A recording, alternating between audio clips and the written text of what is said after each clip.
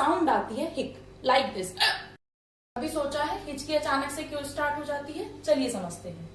ये एक्चुअली तब होता है जब हमारा डायाफ्राम सडनली कॉन्ट्रैक्ट करता है और हमारे लंग्स में जल्दी से एयर एंटर करती है, तो उसी टाइम पर हमारे वोकल कॉर्ड जल्दी से क्लोज हो जाते हैं और एक साउंड आती है हिक, लाइक दिस।